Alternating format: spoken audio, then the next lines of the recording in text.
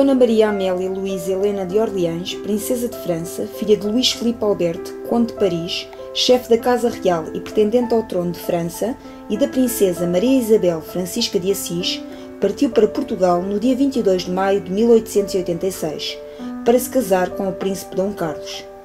O seu marido subiu ao trono no dia 28 de dezembro de 1889. Assim que se tornou rainha, Dona Amélia manifestou uma grande preocupação em preservar o importante conjunto de viaturas de gala e equipagens pertencentes à Casa Real Portuguesa, disperso por várias dependências da repartição das reais cavalariças. O local escolhido para a preservação deste espólio foi o edifício do antigo picadeiro, anexo ao Palácio de Belém. Este edifício foi batizado com o nome de Museu dos Coches Reais e posteriormente ficou conhecido por Museu Nacional dos Coches. A cerimónia de inauguração deste museu teve lugar no dia 23 de maio de 1905, pelas 5 horas da tarde.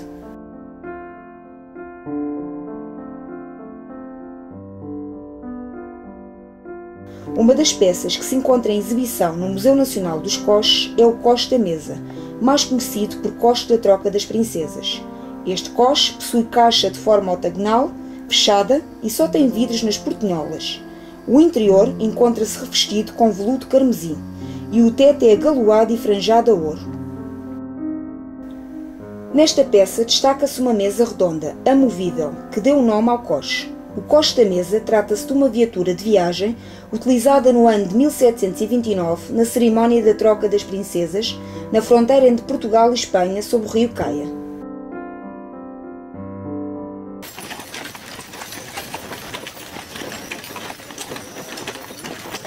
Foi no ano de 1725, mais concretamente no mês de março, que chegou a Lisboa a proposta, iniciativa da coroa espanhola, para a realização de um duplo casamento entre as duas casas reais ibéricas, no qual uma princesa portuguesa, Maria Bárbara, casaria com o príncipe espanhol Fernando, e uma princesa espanhola, Mariana Vitória, casaria com o príncipe Dom José, futuro rei de Portugal.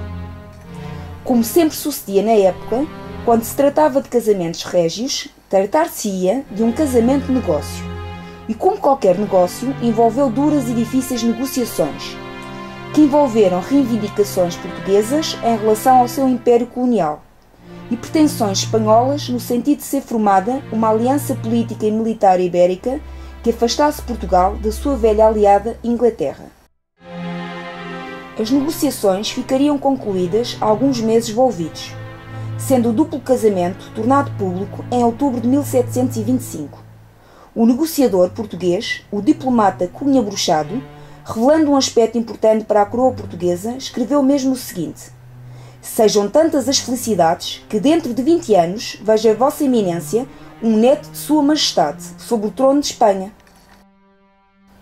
Por outras palavras, ambicionava-se que um descendente da Casa Real Portuguesa, um futuro filho da princesa Maria Bárbara e neto de Dom João V, seu pai e rei de Portugal, viesse a ser rei de Espanha.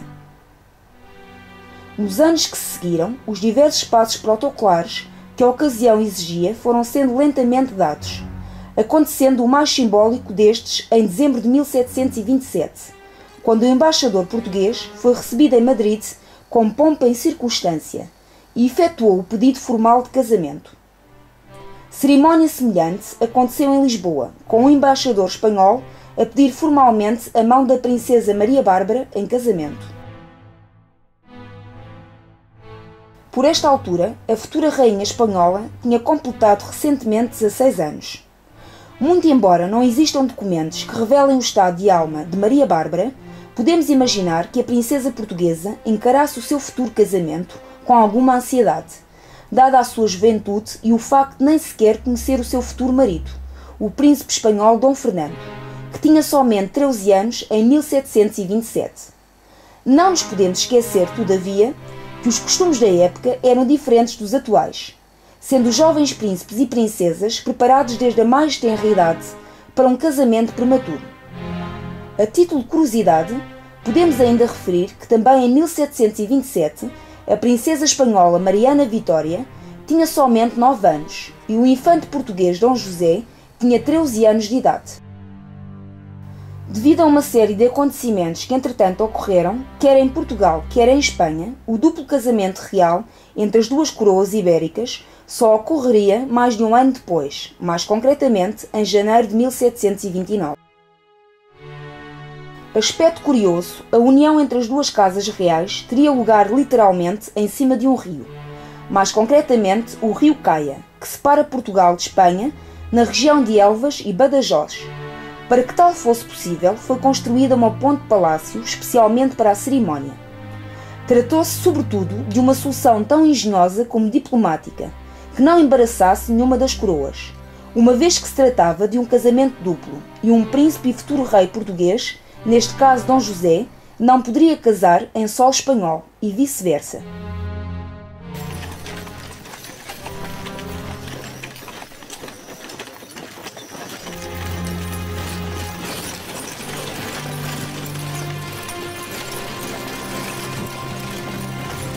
Sendo a viagem da realeza de Madrid até à fronteira um pouco mais longa, a comitiva espanhola partiu em direção ao rio Caia no dia 7 de janeiro de 1729, enquanto que a coroa portuguesa iniciou a viagem no dia seguinte, pelas 7h45 da manhã. Depois de atravessado o rio Tejo, a comitiva onde seguia o rei Dom João V e o príncipe Dom José reuniu-se em Aldeia Galega, no Montijo, com outros membros da nobreza, prefazendo um impressionante número de cerca de 200 viaturas da Casa Real, sobretudo coches, berlindas e seges. Seguindo em comitiva diferente o cortejo da rainha Maria Ana de Áustria e da princesa Maria Bárbara, onde seguia o coche da mesa, partiu de Lisboa somente no dia 9 de janeiro, seguindo o mesmo itinerário. Os coches e berlindas das duas comitivas e as restantes viaturas de transporte, onde seguiam malas e todo o tipo de artigos, eram movidas por mais de 1800 animais, cavalos e outros, sendo o cortejo composto por milhares de pessoas. Isto se incluirmos a guarda alemã e os incontáveis servidores da Casa Real Portuguesa, nomeadamente cocheiros, cozinheiros, criados, archeiros, etc.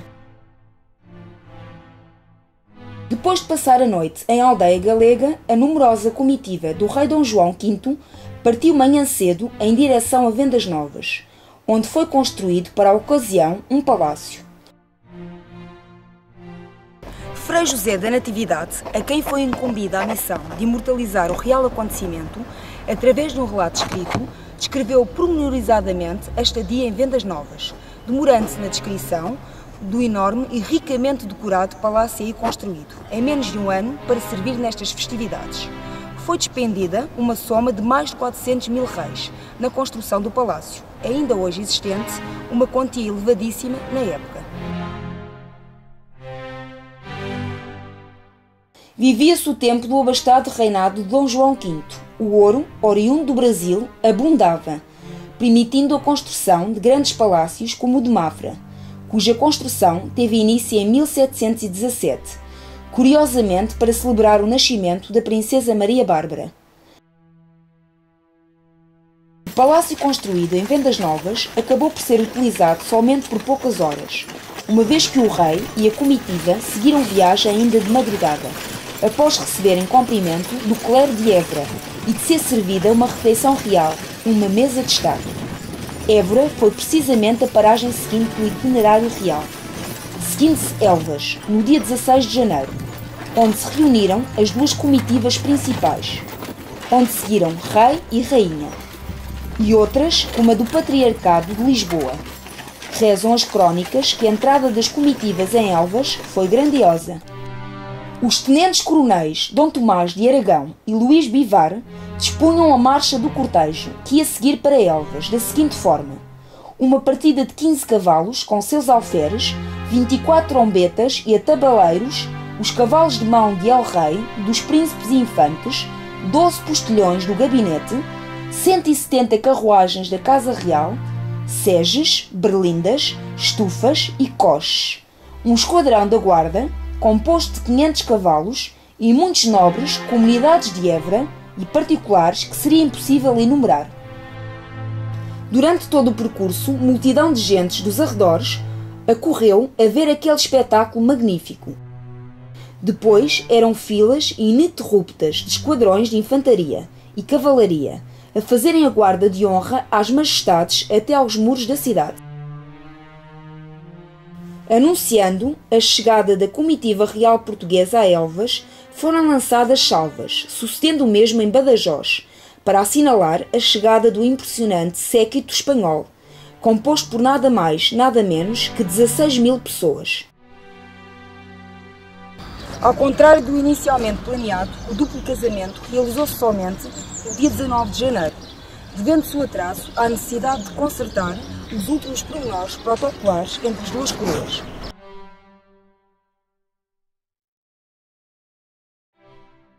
Chegado o tão esperado dia da boda real, verificou-se, tal como a própria construção de uma ponte-palácio demonstrou, uma grande preocupação com a paridade entre as duas casas reais, assegurando-se desta forma que o orgulho de ambas não sairia ferido.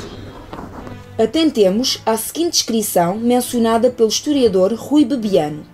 Fora construída uma ponte e em cima dela um palácio, metade do qual permaneceria dentro da demarcação espanhola e a outra metade no lado de Portugal. Esse palácio-ponte, ainda que de madeira, era dotado de monumental arquitetura e coberto, interior e exteriormente, por preciosas tapeçarias e alfaias. Constando de 3 salas, estava uma do lado lusitano, a outra na parte espanhola, e a central, a maior das 3, fora decorada em metade por cada uma das nações. Na realidade, o luxo e a riqueza que ambas as casas reais ibéricas ostentaram a quando da cerimónia revela alguma competição entre dois dos mais ricos monarcas da Europa, Dom João V e Filipe V. Competição essa que os próprios contemporâneos da cerimónia não deixaram de assinalar. Na manhã do dia 19 de janeiro, pelas 10 da manhã, os dois cortejos, o português e o espanhol, dirigiram-se à ponte-palácio do Rio Caia, ocorrendo a troca das princesas através do duplo casamento pouco tempo depois, após terem sido ouvidas diversas músicas e terem sido mandado salvas em honra de ambas as partes. Segundo as fontes da época, abriram-se as portas de ambos os lados e entraram ao mesmo tempo os reis e príncipes das duas nações. Foi um momento soleníssimo. O rei Filipe V tinha um aspecto melancólico, acabrunhado, aparentando mais idade do que a que tinha, mas sorria, afável, para o soberano português. A rainha Isabel, pelo contrário, com um ar altivo e majestoso, mostrava uma desenvoltura e contentamento que dominava toda a cena. Estava ainda formosa, bem conservada e vestia com muita elegância, apesar de demasiadamente nutrida. O seu olhar ia incessantemente da princesinha sua filha para a princesa das Astúrias. Quanto à princesa do Brasil, ela excedia em graça e beleza tudo o que podíamos imaginar. El-Rei não tirava os olhos dela, e era possível ler-lhe no semblante a ternura que tinha pela nora. A senhora Dona Mariana Vitória não sabia se havia de sorrir, se havia de chorar, enquanto mirava o noivo, que estava à sua frente, ostentando uma expressão facial que revelava um misto de curiosidade e de admiração. Sua Alteza, o Príncipe das Astúrias, Dom Fernando, mostrava ser uma pessoa triste, tal como seu pai, e o seu aspecto era franzino. Era atraente e simpático. Após a cerimónia e a troca das princesas, as casas reais portuguesa e castelhana partiram respectivamente em direção a Elvas e Badajoz, onde terão permanecido e convivido até 27 de janeiro. No dia 12 de fevereiro de 1729, a comitiva da Casa Real Portuguesa entrou triunfalmente em Lisboa, tendo o príncipe Dom José e a princesa Mariana Vitória desembarcado em frente dos jardins do Palácio de Belém, onde foi construída uma ponte e um arco que visavam recordar as reais virtudes da liberdade, da fama e da fortuna. Todo o cerimonial da chegada foi impressionante, tendo sido inclusive lançado um deslumbrante fogo de artifício a partir do castelo de São Jorge.